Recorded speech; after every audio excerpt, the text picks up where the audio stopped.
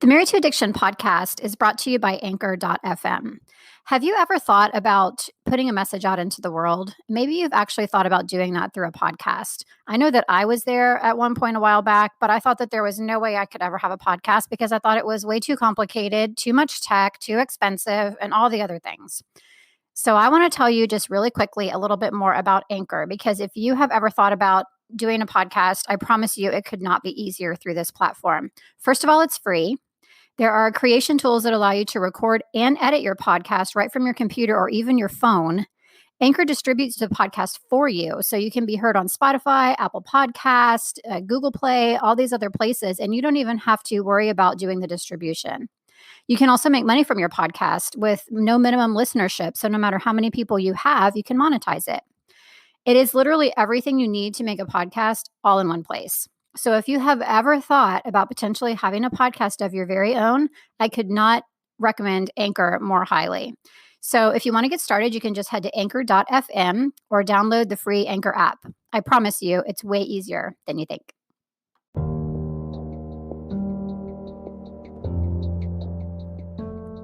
Hey there, I'm Julie, and this is the Married to Addiction podcast.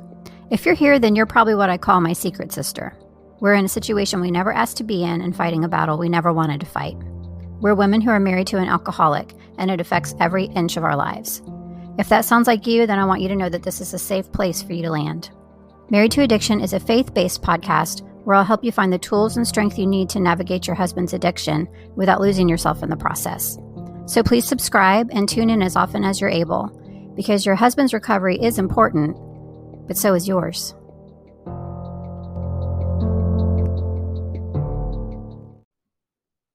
Hey there, before we get started today, I just want to make sure that you know about the Secret Sister Circle.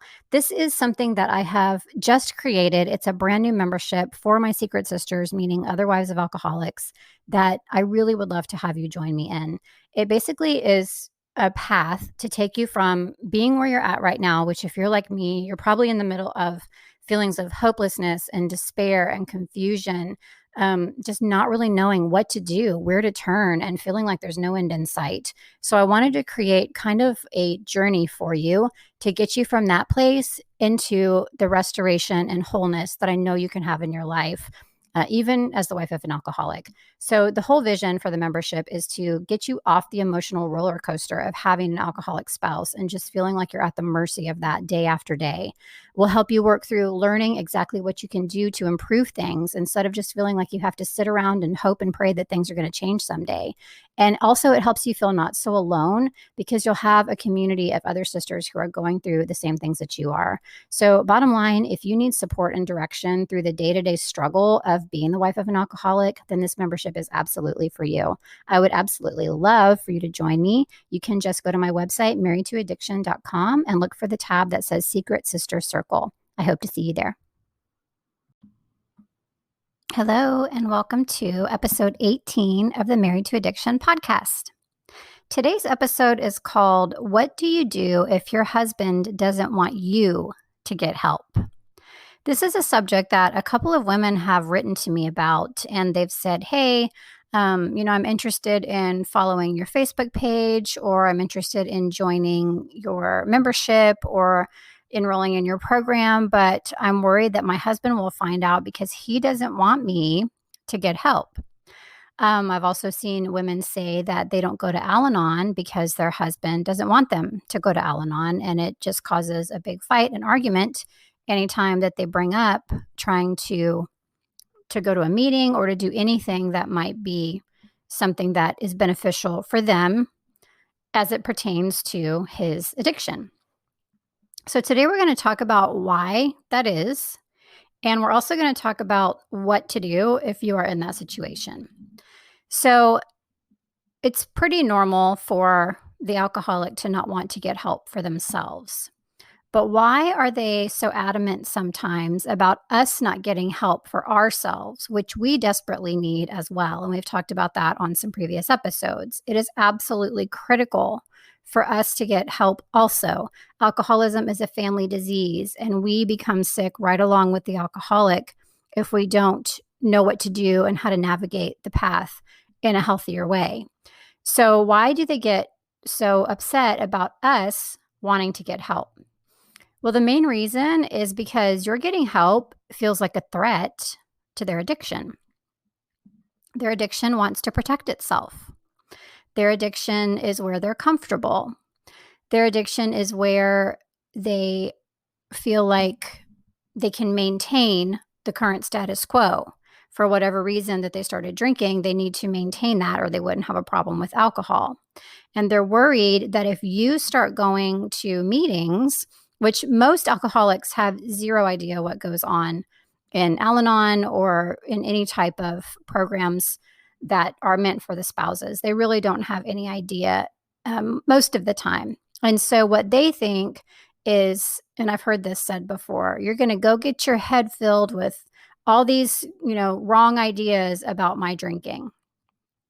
And they have a very limited view on what actually Al-Anon is for, on top of having the issue with feeling like it's going to be a threat to their addiction.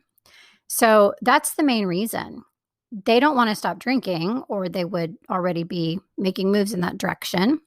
And they're worried that if we go somewhere where we start learning about how to deal with their drinking, et cetera, that they're going to feel even more pressure to have to stop drinking. The other thing that I want you to keep in mind is, you've heard me talk about before that this is spiritual warfare. I truly believe that alcoholism in a family is spiritual warfare. I think that the enemy has a heyday with alcoholism and addiction, because not only does he get to take down the addicted person, but he gets to take down everyone around them. And so I really, truly believe that this is one of the most insidious ways that the enemy attacks humankind at large, but that's a whole nother subject. But the enemy likes your husband being addicted, likes you not getting help because he's pulling you down as well. And he wants to keep you isolated, because if he can keep you isolated, then you continue to feel defeated and you continue to feel like things are hopeless, and you continue to feel like God's not showing up and your faith is hanging in the balance and you're questioning your faith. He wants you right there. He wants you right there. He wants you isolated and in the dark. And that's another reason why I truly believe that he also, can work through our husbands where that's concerned and have them give us pushback, which keeps the addiction safe and keeps the enemy happy, because everybody is exactly where he wants them. So I want you to remember, when you're getting pushback from your husband, where it's coming from. And the main thing that I want you to think about is it valid or is it not? Is there really a good reason for you to not get help? And if so, what is that good reason? There's not. Spoiler alert. Is your husband's pushback important enough to keep you from getting help, which also is quite likely to move him towards recovery? So is it important enough to keep all that from happening or not? I think you know the answer to that. So what do you do when you've decided you do need some help for yourself, and your husband really is not happy about that and just makes you feel like you absolutely should not do it? So the first thing that I want you to do is pray about it, because God will direct you and he will help guide you through that. You can share with your husband that you're getting help or not. We have to think about the fact that God does not want us in the place that we are in. He doesn't want your husband in the place that he is in. So if sharing with your husband that you are getting help is keeping you both in that place, is that a good thing or not? So pray about it. I guarantee you that God will impress upon you that you need to get help, and in turn, your husband will be helped in the process. But that is a conversation for you to have with the Lord on your own. Ultimately, what does God want for you? Does he want you where you are? Does he want your husband where he is? No. So you need to really, really think about that when you're making the decision of where to go from here. And another thing is your husband being prayerful about you going? Is he asking God, should my wife go to Alanon, or should my wife enroll in the Secret Sister Circle, or should my wife do something that helps her, makes her feel better about my addiction and helps her handle my addiction? Is he going to God and asking that, and God's telling him no? Absolutely not. That's not happening. So pray about it and think about it from that angle.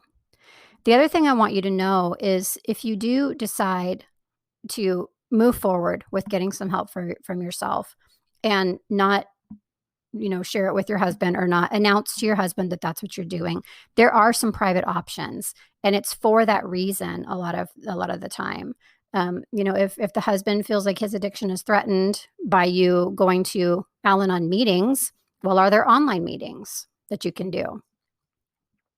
If he feels that, one of the reasons why I created my membership, the Secret Sister Circle, and my online program, the Married to Addiction program, is because my husband didn't necessarily give me pushback on a regular basis about not getting help, but I just had a lot of stuff going on internally and mentally that I felt like I couldn't get help on my own. Like I had a lot of issues around it just myself.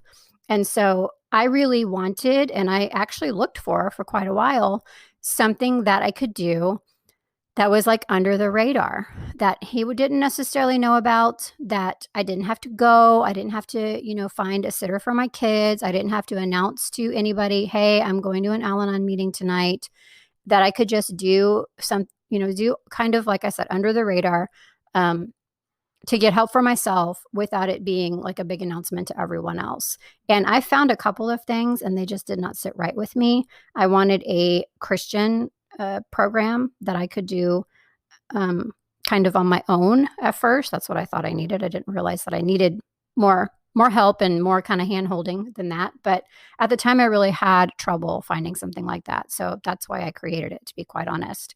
So there are some private options. What I've done with my membership and my program is it's billed by it's billed as women's ministries. So I did have a couple people who also wrote to me. They emailed me and they said, hey, I want to enroll, but I don't want the charge to show up. So I went and made sure that it's not going to show up as, married to addiction or anything like that, where it's going to be a red flag to your husband and cause any fights or anything like that for you. So there are private options. I've tried to make my options private. All of my stuff is online.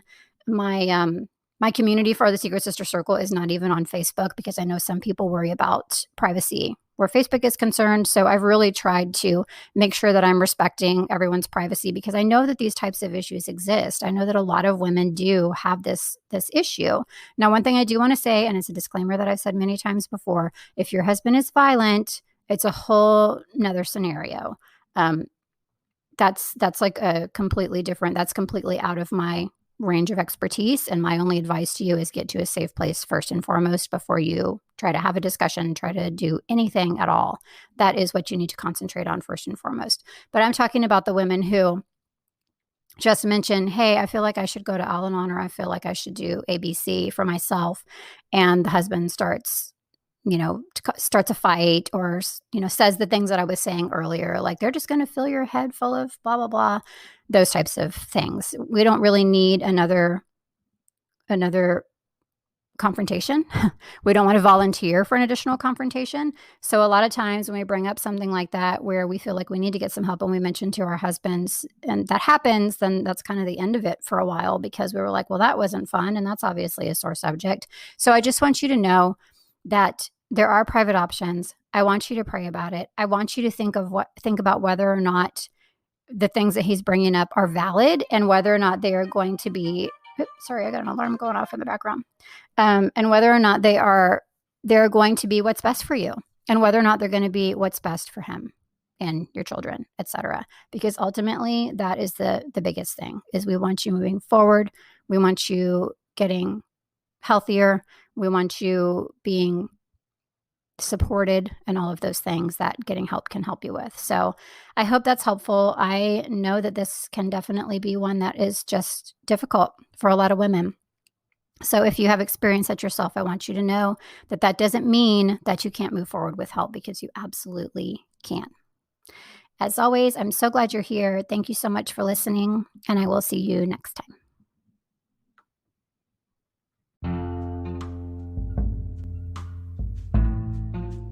At the end of the last few episodes, I have asked you to please do me a favor and go rate and review the Married to Addiction podcast. Some of you have done that, and I'm so incredibly grateful that I wanted to publicly acknowledge some of the just super heartfelt, awesome reviews that have been left that have just really touched my heart. The last one that I received said, "Thank you. It's only been one day listening, but I already feel like I found my safe place. I felt so lost, and since I've heard your podcast, I've viewed and faced this so differently. Thank you." There was another one too that I just loved. It says, validation, confirmation. "Oh, Julie, I can't thank you enough for sharing your story of struggle and pain with all of us. You are telling so many of our stories, and it feels so good to be seen. We are not alone in this fight. And most importantly, you remind us that God is with us every step of the way. You validate our feelings, give us comfort, and show us that there is hope despite the statistics. Secret sisters indeed. Sisters who need each other to weather this storm. Thank you for your work. It is healing me and blessing others." So I just wanted to share a couple of those with you. It's just, like I said, it just absolutely warms my heart to know that you are out there and that my words are helping you. That is what all of this is about. So thank you so much for taking the time to leave a review and a rating.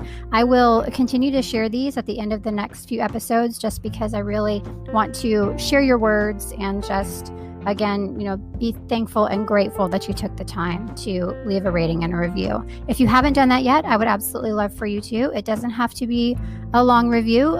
Even a short one would be super helpful. Even just if you wanted to go in there and tap the rating, that would also be very appreciated. It just helps me get my message out to more people. Thank you so much for listening. And thank you again to those of you who have left a rating and review.